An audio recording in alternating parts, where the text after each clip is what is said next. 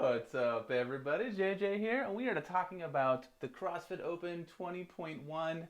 We get a double open this year, so we're going to change the format a little bit. If you're familiar with my last opens for the last five or so years, they tend to run a little bit long, and I tend to go into a lot of detail about every movement. This year, we're going to try something a little bit different. We're actually going to be doing a little bit more shorter and stuff maybe you haven't thought of. So hopefully, if you learned something today in this video, smash the like button so that I know you guys. I'm giving out good information. But I'm going to cover some stuff that maybe you haven't thought of regarding movement techniques, and we'll go over the pacing chart as well that we've created. So.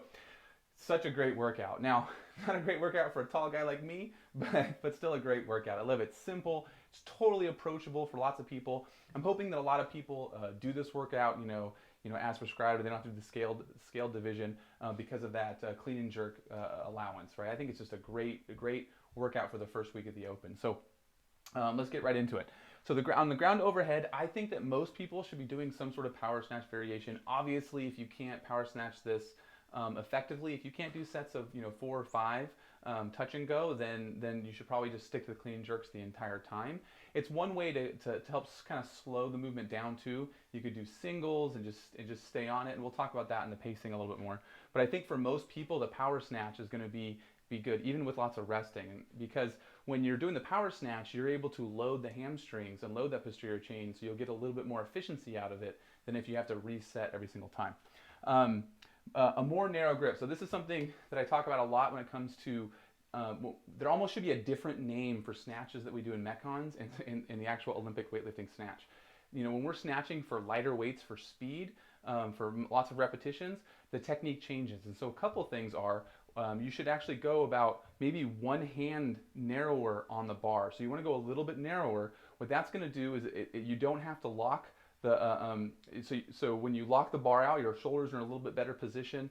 Makes it a little bit easier to support the bar versus when you're really wide. It's a little bit easier on the wrists.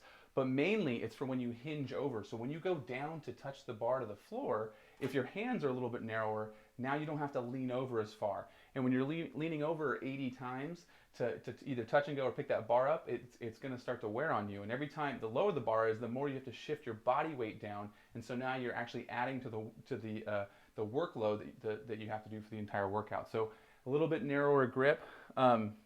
Wider feet as well. So a little bit wider. Obviously, we're not doing a sumo stance, but you kind of want to take a little bit wider stance in this so you don't have to move your feet. And then again, we're shortening that range of motion slightly.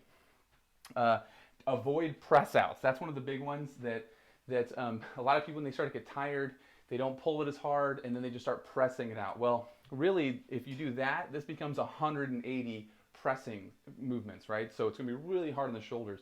So if you watch the video with Froning and Panchek, they were power snatching. So they were catching it and squatting part and then standing up. They weren't even muscle snatching from the beginning. So they were doing it to save their shoulders, and that's something you want to do, is think about saving the shoulders. Now, if you're going to use clean and jerks, make sure you jerk it. Don't clean and push press it. I know it's a lightweight, and you could, I'll do a bunch of rounds fast with the push press. No, you're going to blow your shoulders up. So just make sure that you're doing a push, and then you're getting under it. So just do a push jerk. Doesn't have to be a split jerk. It would be a great option. Now, really efficient, fast clean and jerks can be just as fast as the snatches. So for some people, you may want to go into that, but I do think that because the hands are wider, so you can imagine a person standing with their arms completely overhead, the distance from the bar to the floor is going to be higher than somebody that had their hands wide, right? So again, over 80 reps, that's going to shorten the total work done, the height of the bar every rep. And then this is a big one, no matter which style you use, is down fast. And I think a lot of people, especially as they start to get fatigued, they start to slow the bar down. And if you're decelerating the bar, then you're using energy. Versus if you can get comfortable with bringing the bar down fast and keeping it very close to your body. So what you want to do is think about your feet, and you want to think about dropping that bar right on your laces, or the knot of your laces, as close as you can to your shin, and let the gravity take it. So you're not trying to decelerate it. You're not bouncing it. That's not allowed. But you're gonna lower that bar down and go down fast, and then get it up and then down fast. So if you think about going with gravity, you'll use less energy. Let's go to the bar facing burpees. So step-ups are allowed, even for some of the fastest people. Step-ups are probably going to be a good idea just because of the volume, and there's not a lot of other movements to let you rest from this movement. So definitely do the step-ups. If you can kind of pop up out of your push-up into kind of a lunge, where one foot's closer to the bar, and then you just have to take one small step and jump, that's going to be really efficient.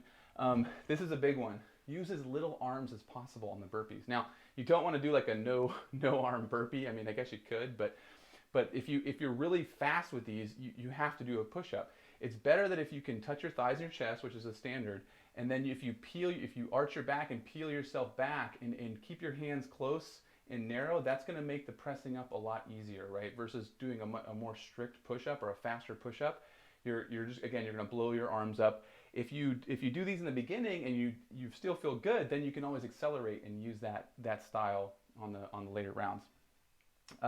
Again, down fast. So once you jump over, I know you're going to be tired. Try to avoid the kind of the slow crawl down.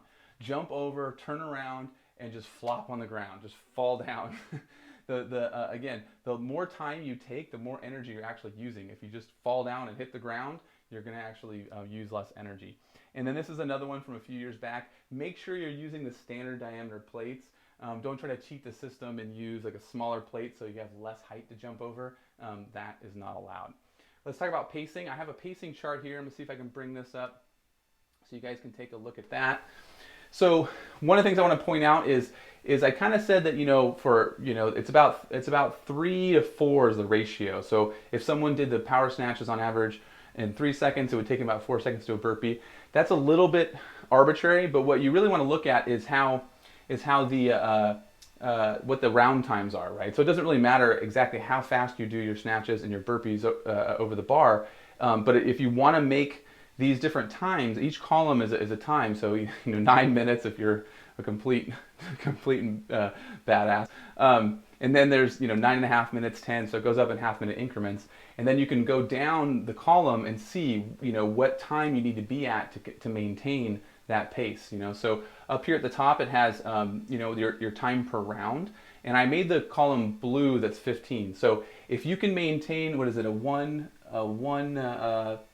what does it say, 150? No, 130 pace? Yeah, 130 pace. If you can maintain a 130 pace, then per round, then you can finish. Oh, that makes sense math-wise. But then you're going to finish this workout, right? So it's pretty easy to tell that if you try to go a little bit faster and you start slowing down, then you need to know that you need to maintain 1.5 minutes per round to at least finish before the time cap. And so what I do recommend is that if you have the opportunity, try to have your judge or even better, a friend sit there and help you stay on pace. But if you can just kind of maybe just take a look at some of these critical points like round 2, round 4, round 6, and round 8, and you just try to hit those targets, you'll know whether you should speed up or slow down. And that's one of the reasons why it goes back to the clean and jerks versus snatches. You might time yourself. Time yourself doing 10 clean and jerks, time yourself doing 10 snatches, kind of see how you feel.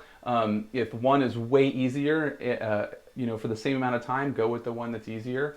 But if you're going to be dropping the bar, like I was saying with the 1.5 minute round, we're looking at. Sorry, I got to get so close to the camera. What is this, like a 30 something seconds? I don't know why it's so small on my computer. But if you can do 30 40 seconds for the clean and jerks, ground overhead, and then the rest of the time in burpees, you've got like a minute or so to do burpees. That's pretty doable, I think, for a lot of people. So 10 rounds is a lot, but just stick to the pacing chart, and that's going to help. That's really going to help you achieve the goals that you want. And then if you record it on video, you can go back and see, okay, maybe I went too fast in these earlier rounds. You can compare it to the pacing chart, and then maybe on your second attempt, if you're going to do one, you can pick a better column, a better pace for you to go through the whole workout. So I hope you got something out of this. I will have the pacing chart downloadable on thrivehistory.com on the blog.